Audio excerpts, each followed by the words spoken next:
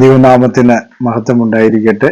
നമ്മൾ വിവിധ ഉണർവുകളെ കുറിച്ചാണല്ലോ book of ലോഡിലൂടെ ചിന്തിച്ചുകൊണ്ടിരുന്നത്.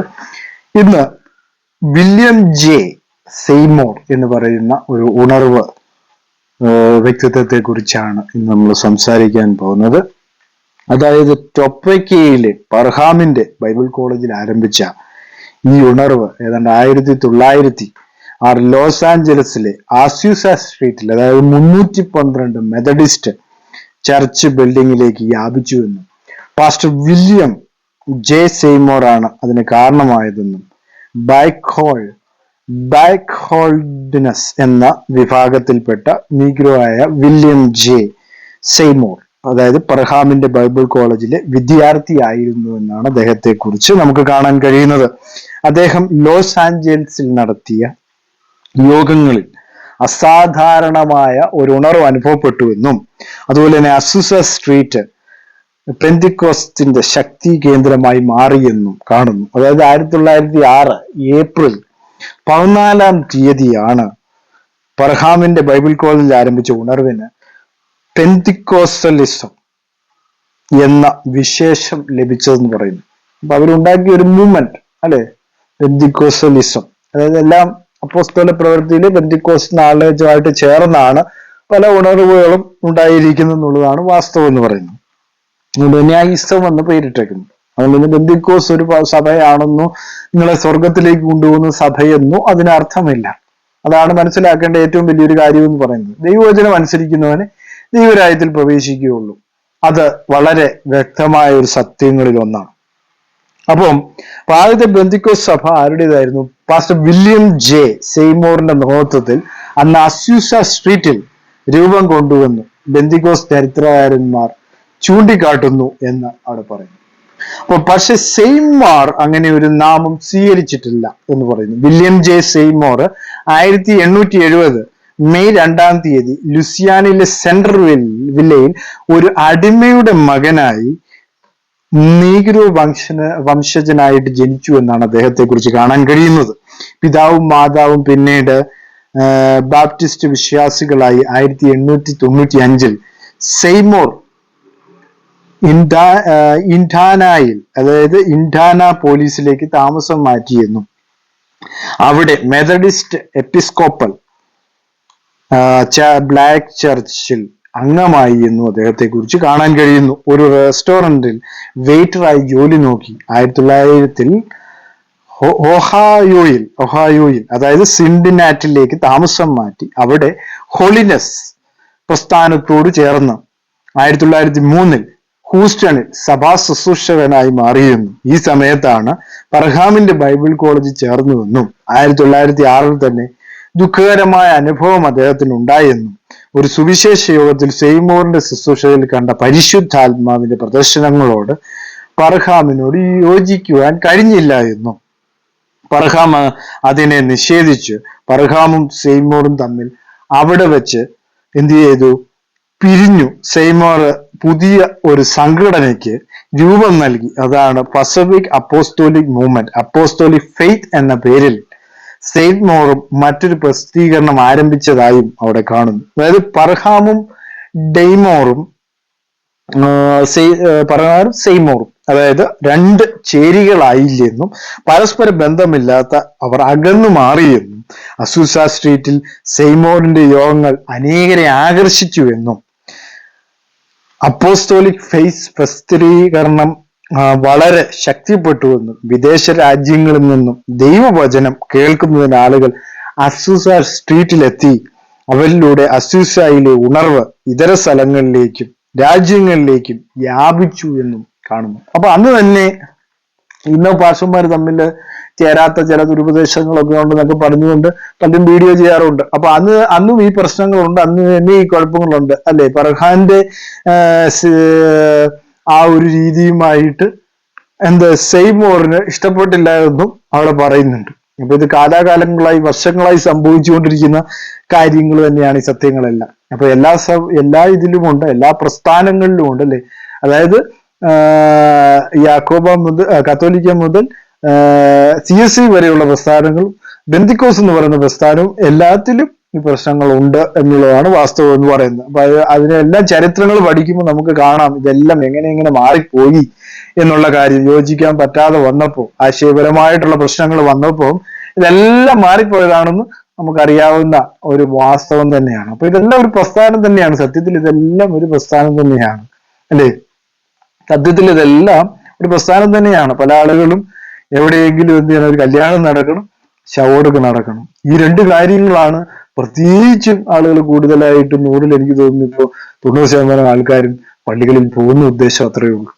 അപ്പൊ അത്രയ്ക്ക് ഇതായി കഴിഞ്ഞിരിക്കുന്നു ഇന്നത്തെ കാലം. അപ്പൊ ദൈവവചനം അനുസരിക്കുന്നത് ദൈവരാജ്യം അവകാശമാക്കും എന്ന് ഞാൻ ഓർപ്പിച്ചു കൊള്ളുകയാണ്.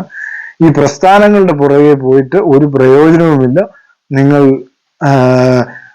ഒരു കാലത്ത് ഈ ലോകം വിടുമ്പോൾ നിത്യത നിങ്ങൾക്ക് ലഭിച്ചില്ലെങ്കിൽ യാതൊരു പ്രയോജനവും ഇല്ല എന്ന് ഈ തരണത്തിൽ ഓർപ്പിക്കുകയാണ്. അപ്പൊ അസൂസ സ്ട്രീറ്റിലെത്തി എന്നും അവരിലൂടെ അസൂസയിലെ ഉണർവ് ഇതര സ്ഥലങ്ങളിലേക്കും രാജ്യങ്ങളിലേക്കും വ്യാപിച്ചുവെന്നും America, Norway, Brazil, England, India, Chile, Canada, China, Sweden, Europe, Russia എന്നിവിടങ്ങളിൽ അസൂസയിലെ ഉണർവിന്റെ ചലനങ്ങൾ അനുഭവപ്പെട്ടു. Thomas Barratt, A.G. Garr, Cecil Polhill, Pandita Ramabai, R.E. Alister, Robert F Cook എന്നിവർ സെയ്മൂറിന്റെ ഉണർവിന്റെ ചൈതന്യം ഉൾക്കൊണ്ടവരാണെന്നാണ് പറയപ്പെടുന്നത്, അല്ലെ? കുക്ക് സാഹിബൊക്കെ. അപ്പൊ 1908 മുതൽ അസൂസയുടെ മുഖം മ്ലാനമായി തുടങ്ങി. അവിടെ അനാത്മീക പലതും അരങ്ങേറി. സെയ്മൂറിന്റെ അപ്പോസ്തോലിക് ഫെയ്ത്ത് മാസികയുടെ ഓഫീസ് സംബന്ധമായ കാര്യങ്ങളിൽ ശ്രദ്ധ വെച്ചിരുന്നു. അതായത് ക്ലാര ലം, ഫ്ലോറൻസ് ക്രോഫോർഡ് എന്നീ വെള്ളക്കാരികളായ അനുയായികളും അദ്ദേഹത്തിന് ഉണ്ടായിരുന്നു. അതായത് ക്രിസ്തുവിന്റെ വരവ് ആസന്നമാണെന്നും അതുകൊണ്ട് ഇനി വിവാഹം കഴിക്കേണ്ടെന്നും അവർ അദ്ദേഹത്തോട് പറഞ്ഞു. അപ്പൊ ആര് പറഞ്ഞു?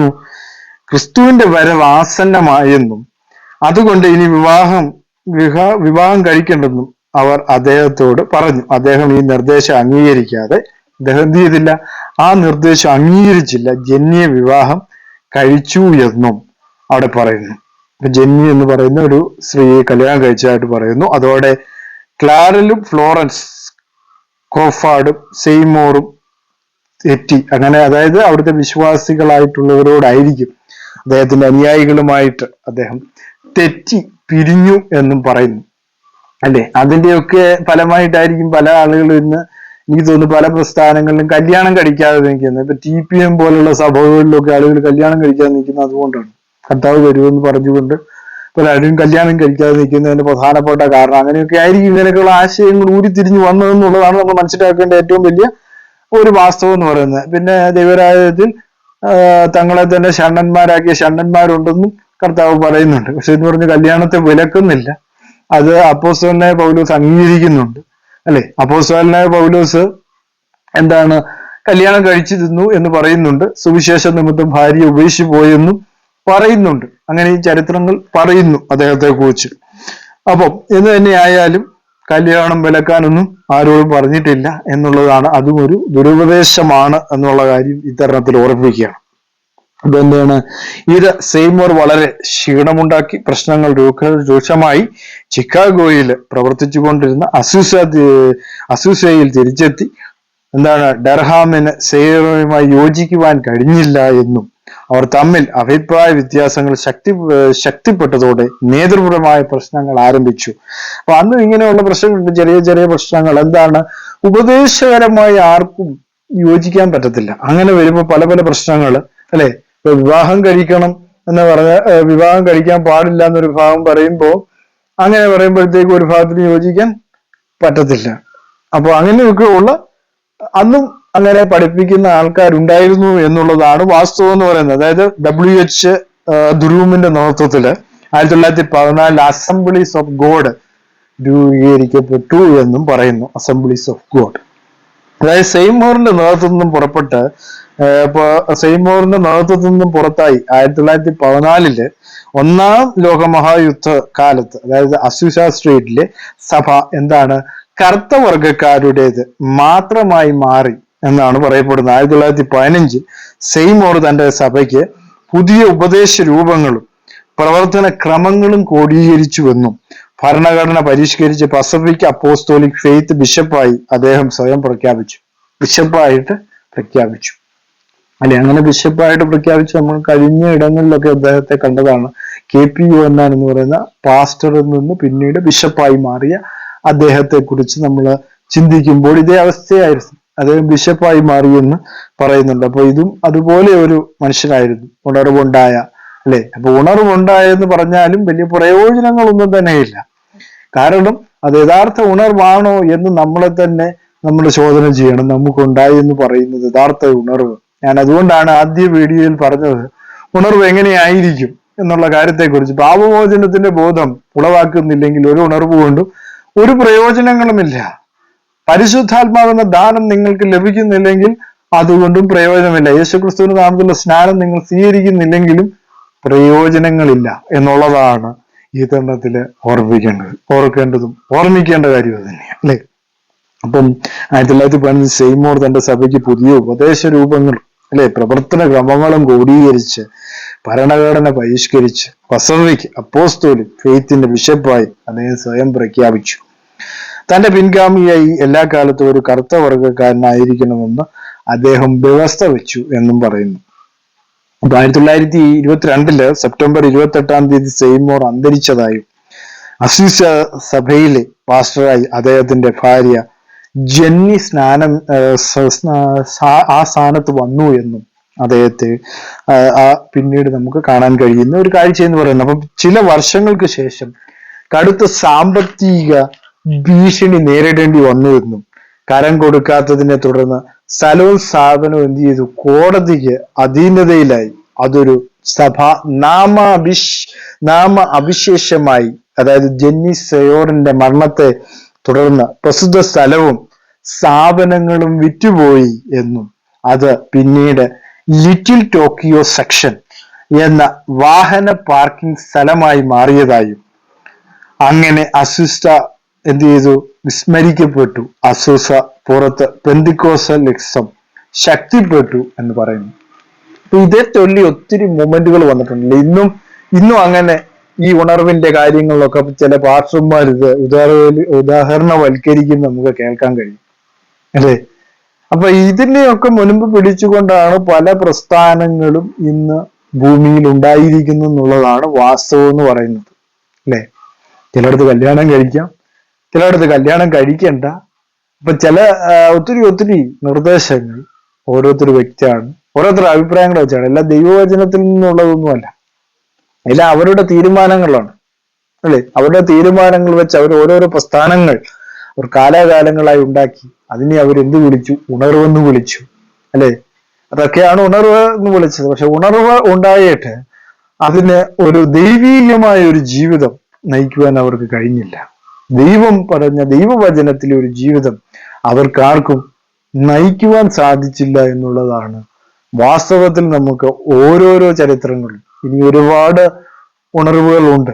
ആ ഉണർവുകളെയൊക്കെ നമ്മൾ പഠിക്കുമ്പോൾ ആ ഉണർവിന് കാരണമായ പല സംഗതികളും നമ്മളെ കുറിച്ച് വ്യക്തമാക്കിക്കുന്ന ഒരു കാര്യം എന്താണ്? ദൈവവചനം അനുസരിച്ചില്ല എങ്കിൽ എന്ത് ചെയ്യത്തില്ല? ആദ്യം നല്ലതാണെങ്കിലും അന്ത്യം നല്ലതാകണമെങ്കിൽ എന്ത് ചെയ്യണം? ദൈവവചനം അനുസരിക്കണം. അനുസരിക്കാത്ത ഓരോ ഉണർവും നടത്തിയിട്ട് ഒരു പ്രയോജനമില്ല. അതുതന്നെയാണ് അപ്പോസ്തല പ്രവൃത്തിയിലെ 2-ാം അധ്യായത്തിൽ പെന്തക്കോസ്ത് നാളിൽ ഉണ്ടായ ഉണർവാണ് യഥാർത്ഥ ഉണർവ് എന്ന് പറയുന്നത്.